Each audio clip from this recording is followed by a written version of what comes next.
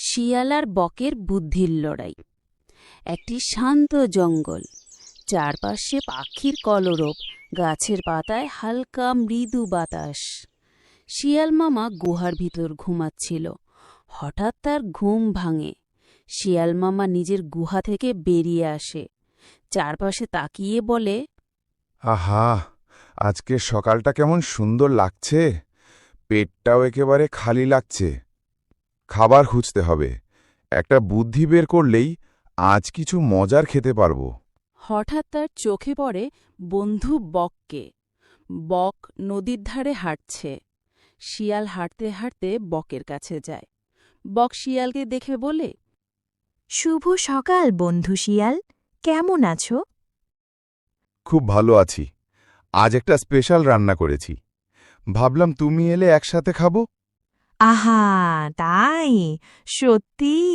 তোমার হাতের রান্না অনেক দিন খাইনি। হয়ে শিয়ালের বাসায় যায়। শিয়াল চালাকি করে খাবার মাটির চওড়া থালায় পরিবেশন করে।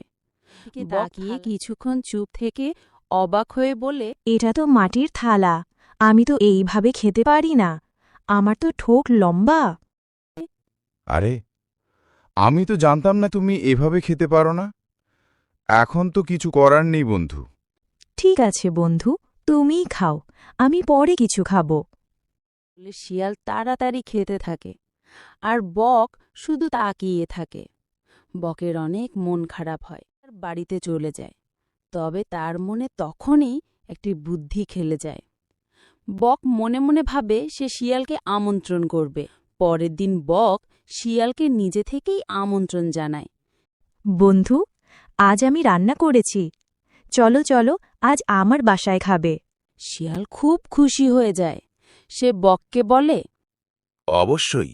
গতকাল তো তুমি খেতে পারোনি। আজ তোমার বাড়িতে দুজন মিলে জমিয়ে খাবো। বক শিয়ালকে নিয়ে যায় নিজের বাড়িতে, তাকে সুন্দরভাবে বসায়। তারপর খাবার নিয়ে আসে একটা লম্বা সরু মুখওয়ালা কলসিতে। শিয়াল হতাশ হয়ে দেখে এবং বককে বলে, এইটা কেমন থালা দিয়েছ বন্ধু?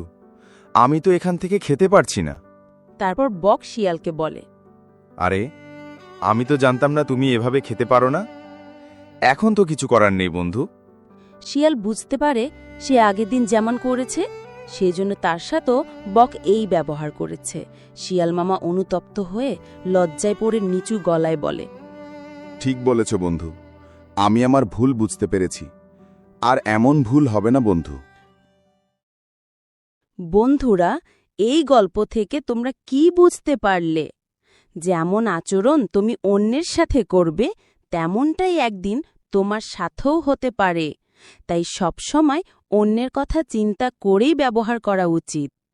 বন্ধুরা, গল্পটা ভালো লাগলে লাইক দাও আর কমেন্ট করে জানাও কেমন হয়েছে।